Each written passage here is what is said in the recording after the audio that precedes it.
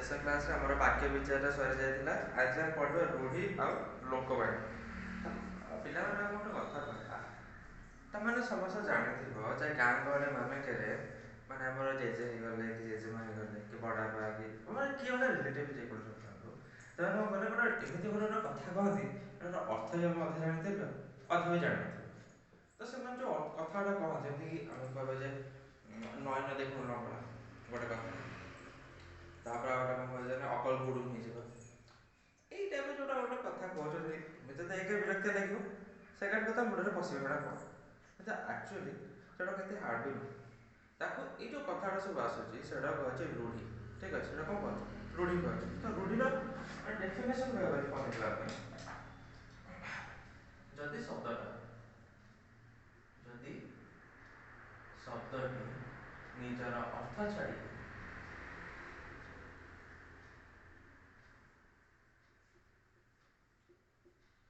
ଅନ୍ୟ ଶବ୍ଦମାନଙ୍କ ସହିତ ମିଶିଯାଇଛି,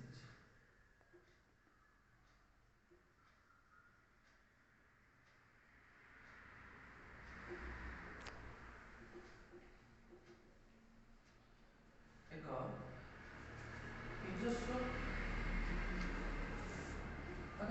ସ୍ୱତନ୍ତ୍ର ବି କହିପାରିବା। ଠିକ୍ ଅଛି, ସ୍ୱତନ୍ତ୍ର ଅର୍ଥ ପ୍ରକାଶ କରୁଥିବ,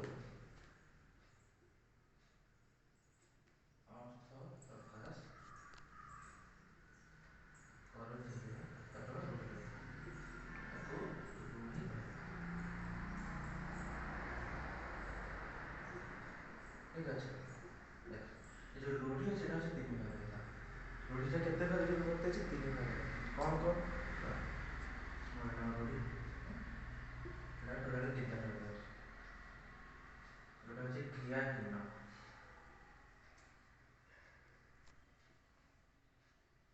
ସେକେଣ୍ଡ ହେଲା କ୍ରିୟାଯୁକ୍ତ, ଆଉ ଥାର୍ଡ ହେଲା ତୁଳନୀୟ। କ୍ରିୟାହୀନ ଅର୍ଥରୁ ବୁଝା ପଡ଼ିଯାଉଛି ଆମର କ'ଣ, ଯେ କ୍ରିୟାହୀନ ଥିବ ଯେଉଁଥିରେ କ୍ରିୟା ନାହିଁ, ଯେଉଁଥିରେ କ୍ରିୟା ନଥିବ। କ୍ରିୟାଯୁକ୍ତ ଯେଉଁଥିରେ କ୍ରିୟା ଥିବ,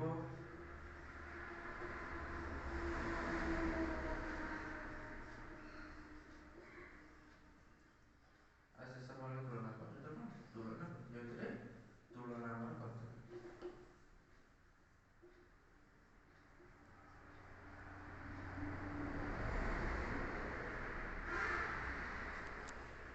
ଠିକ୍ ଅଛି, ଆଜି ଆମେ ଦେଖିବା କ୍ରିୟାହୀନ ରୂଢ଼ି।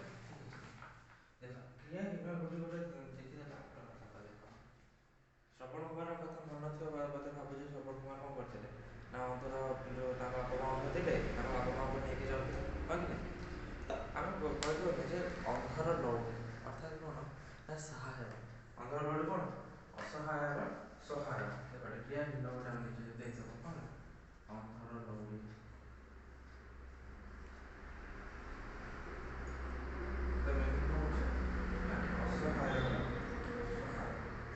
ଠିକ୍ ଅଛି, ସେମିତି ଯଦି ଆମେ ଗୋଟେ ନେଇଯିବା କ'ଣ, ନା କ୍ରିୟାଯୁକ୍ତ ନେଇଯିବା, ଯେମିତି କ'ଣ, ନା ଆଖି ରଖିବା, ଏକ୍ସାମ୍ପଲ୍। ଠିକ୍ ଅଛି, ଆଖି ରଖିବା, ତାପରେ ଦେଖନ୍ତୁ ଅନ୍ଧର ଲଉଡ଼ିର ଅର୍ଥ ହେଉଛି ଅସହାୟର ସହାୟ, ଅର୍ଥ ନାହିଁ। ଠିକ୍ ଅଛି, ଅର୍ଥ କ'ଣ, ନା ଅସହାୟର ସହାୟ। ଆଉ ଆଖି ରଖିବାର ଅର୍ଥ ହେଉଛି ଲକ୍ଷ୍ୟ କରିବା, ସିମ୍ପଲି ମଧ୍ୟ କହିବା ଯତ୍ନ ନେବା। ଠିକ୍ ଅଛି, କ'ଣ କରିବା, ଯତ୍ନ ନେବା। ଆଉ ଲାଷ୍ଟ ହେଉଛି କ'ଣ, ତୁଳନା। ତ ତୁଳନାତ୍ମକର ଯଦି ଆମେ ଗୋଟେ ଏକ୍ସାମ୍ପଲ୍ ନେବା, ତାହେଲେ ସେଇଟା ହେଇଯିବ କ'ଣ, କୁକୁର ପରି ଧାଇଁବା। କ'ଣ କରିବା, କୁକୁର ପରି ଧାଇଁବା, ସିମ୍ପଲ୍, କୁକୁର ପରି ଧାଇଁବା। ଦେଖ ଆମେ ଦେଖିଲେ କ'ଣ, ଗୋଟେ କ୍ରିୟାହୀନ ଗୋଟେ ଦେଖିଲେ, ତାପରେ ଦେଖିଲେ କ'ଣ, କ୍ରିୟାଯୁକ୍ତ, ଲାଷ୍ଟ ଦେଖିଲେ ତୁଳନା। ଦେଖ ଯେଉଁ ତିନି ପ୍ରକାର ରୂଢ଼ି ରହିଛି, ଏଇଟା 10th କ୍ଲାସ୍ କଥା କହୁଛି, ସେଥିରେ ମାନେ ଗ୍ରାମାର ପଢ଼ିବାର କିଛି ଅସୁବିଧା ନାହିଁ, କିନ୍ତୁ ବର୍ତ୍ତମାନ ପାଇଁ ତମର ଯେତିକି ଏଇଟା ମନେ ରଖିଛି କିନ୍ତୁ ଏଇଟା ତାଙ୍କର ମନେ ପଡ଼େ ପଏଣ୍ଟ ଆଉଟ୍ ହେଉଛି ସେଇଟା। ତ ଟ୍ରାଏ କର ଗୋଟେ ଗୋଟେ କରିକି ଦେଖ ଯାହା ସବୁ ରହୁଛି ତାକୁ ଡିଭାଇଡ଼ କରିକି ମାନେ ମନେ ରଖିବା ପାଇଁ ଟ୍ରାଏ କଲେ ହେଇଯିବ, ଏମିତି କିଛି ହାର୍ମ ରହିବ। ତାପରେ ଏଇ ସବୁ ରୂଢ଼ିକି ନେଇକି ତମର କିଛି କ'ଣ କହିଲ ଦେଇଛି ବହୁତ ସାରା ମାନେ ଦେଇଛି ବୁକ୍ରେ ବି ଦେଇଛି ପୁରା ତ ଗୋଟେ ଗୋଟେ କରିକି ଆଲୋଚନା କରିବା। ଆଜି ଆଲୋଚନା କରିବା କ୍ରିୟାହୀନ ରୂଢ଼ି।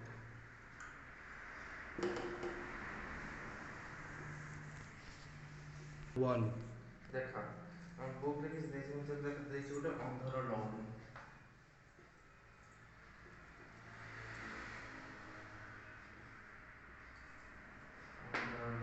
ତା ମିନିଂ ହେଉଛି କ'ଣ ନା ଅସହାୟର ସହାୟ। ତମ ଏକ୍ସାମ୍ପଲ୍ ଦେଲି ଅସହାୟର ସହାୟ। ତାପରେ ଦେଖ ଗୋଟେ ଦେଇଛି କ'ଣ ନା ଅର୍ଧ ବୁଝାମଣା।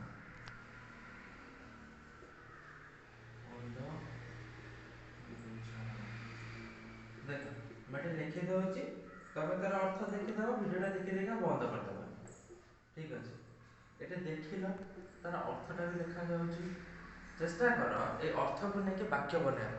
ଠିକ୍ ଅଛି, ଯେତେ ତୁମମାନେ ବାକ୍ୟ ବନେଇବା ଉପରେ ନେଇକି ସେତେ ମାଇଣ୍ଡ ଫ୍ରେଶ୍ ହେବ। ତାପରେ କ'ଣ ନା ଆଇଡ଼ିଆ ରହିବ ଯେ ତାର ଅର୍ଥଟା ମୁଁ କ'ଣ ଲେଖିଥିଲି, ଏକ୍ସାମ୍ରେ ପଡ଼ିଲେ କ'ଣ ଲେଖିବି, ଇଜି ମନେ ପଡ଼ିଯିବ ହଠାତ୍। ତାପରେ ଆଉ ଗୋଟେ ଦେଖିବ ନା ଅଲଣା କଥା। ଆରେ ଅଲଣା କଥା କ'ଣ? ହଁ କଥାରେ ଗୁଣ ନାହିଁ, ଏଇଟା ସମସ୍ତେ ଭାବୁଛ।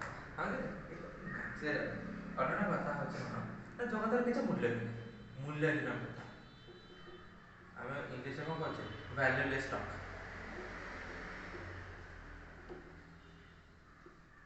ତାପରେ ଆଉ କ'ଣ ଯିବା ଅକଲ ଗୁଡୁନ ହବା।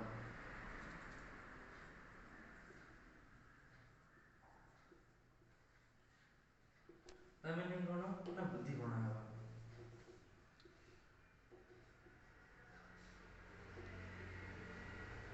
ଠିକ୍ ଅଛି, ଆମେ ଚାରିଟା ଲେଖିବା ଆଉ ଗୋଟେ ଲେଖିଦେବା। ଏ ଘର ମାଉସୀ ସେ ଘର ମାଉସୀ। ହଁ ଏ ଘର ମାଉସୀ ସେ ଘର ପିଉସୀ।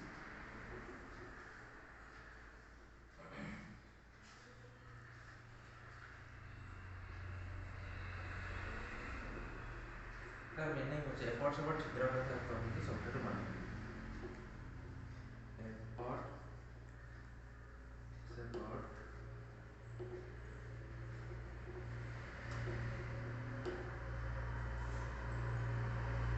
ଛିଦ୍ର କଥା କହିକି ସବୁଠାରୁ ଭଲ ହେବ।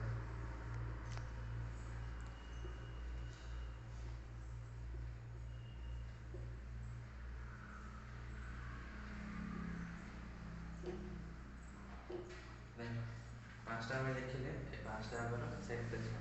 ପାଞ୍ଚଟା ହେଲା କ'ଣ ଅମର ମାନେ ଅସହାୟର ସହାୟ। ପିଲାଟି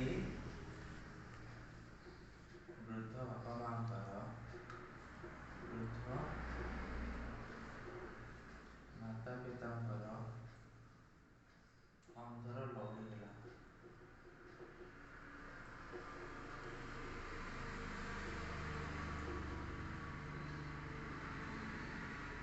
ଦେଖ ପିଲାଟି ବୃଦ୍ଧ ବାପା ମାଙ୍କର ଅନ୍ଧର ଲହୁଣୀ ହେଲା। ଆମେ କ'ଣ ପିଲାଟି କ'ଣ କଲେ ନା ଯେତେବେଳେ ତା ବାପା ମାଙ୍କର ବୃଦ୍ଧ ବୟସ ହେଇଗଲା ସେତେବେଳେ ତାଙ୍କୁ ସେ ସାହାଯ୍ୟ କଲେ। ଆରେ ବୃଦ୍ଧାବୃଦ୍ଧି ସମୟରେ ବାପା ମାଆ କାମ କରିବେ ନା, ଆମେ ତାଙ୍କୁ କାମ କରିବାକୁ ଦେବା ତାହେଲେ। ତାପରେ ଆସିଲା ଅନ୍ଧ ବୁଝାମଣା ମାନେ କ'ଣ ଅନ୍ୟାୟ ବ୍ୟାଖ୍ୟା। ଗାଁ ଲୋକମାନେ ଆମେ ଏମିତି ଗଲା ଗାଁ ପଞ୍ଚାୟତରେ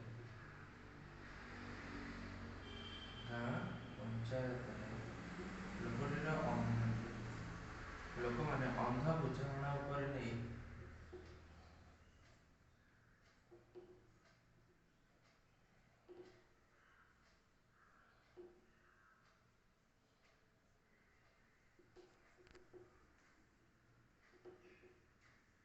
ଲୋକଟିକୁ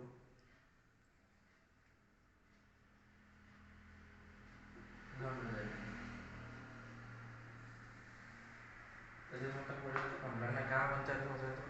ଗାଁ ପଞ୍ଚାୟତରେ କ'ଣ ହେଲା ଲୋକମାନେ ଅନ୍ଧ ବୁଝାମଣା ଅନ୍ୟାୟ ବିଚାର କରିକି ଲୋକଟିକୁ ଦଣ୍ଡ ଦେଲେ।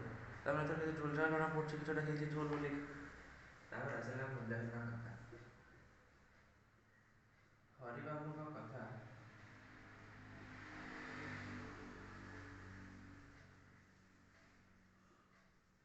ସଦାବେଳେ ହରିବାବୁଙ୍କ କଥା ଗୁଡ଼ିକ ପ୍ରାୟ ଅଲଗା କଥା ସହିତ ସମାନ।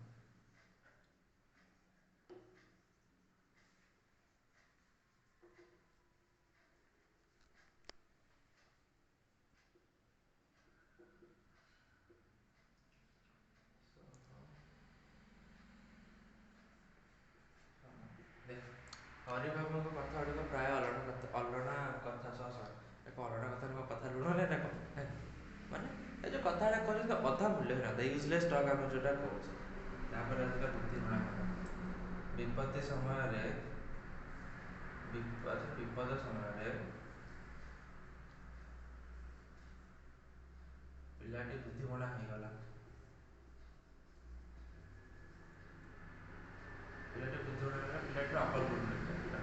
ପିଲାଟିର ଅକଲ ଗୁଡ ହେଇଗଲା। ଅକଲ ଗୁଡ ହେଇଗଲା।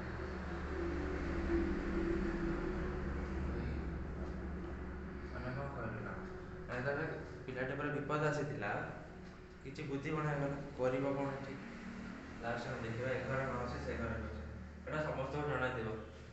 କଣ୍ଟିନ୍ୟୁ କରିଦିଅ ମାନେ ସମସ୍ତ ଫ୍ୟାମିଲି କେଉଁଟା ଥିବ ଭାବିନି କେଉଁଟା ଥିବ କ'ଣ ଲେଖିବା କାହା ନାଁ ଲେଖିବା ଛାଡ଼।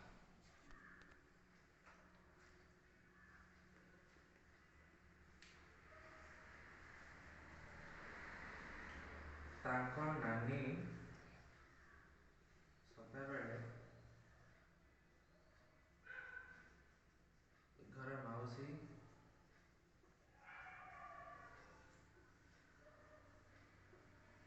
ସେ ଘରେ ପିଉସୀ ଭଳି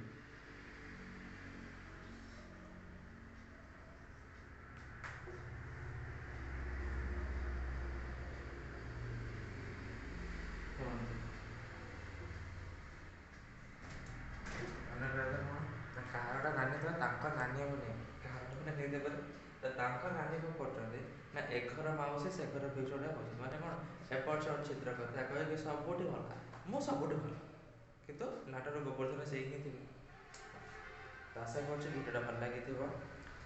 ଆଉ ଯଦି କିଛି ପ୍ରୋବ୍ଲେମ୍ ରହିଲା କମେଣ୍ଟ କରିଦେବ। ଆଉ ତୁମର ଟାସ୍କ ହେଲା ରହିଲା ନେକ୍ସଟ ଭିଡ଼ିଓ ପର୍ଯ୍ୟନ୍ତ ମୋତେ କମେଣ୍ଟ ବି କରିଦେବ ଯେ କ୍ରିୟାହୀନ ରୂଢ଼ି ଯେତିକି ଅଛି ତାକୁ ଟ୍ରାଏ କର ମନେ ରଖିବା ପାଇଁ ସବୁ ଆଉ ସେଇଥିରୁ ବାକ୍ୟ ଗଢ଼ିକି ମୋତେ 5ଟା ସେଟ୍ କରିବ।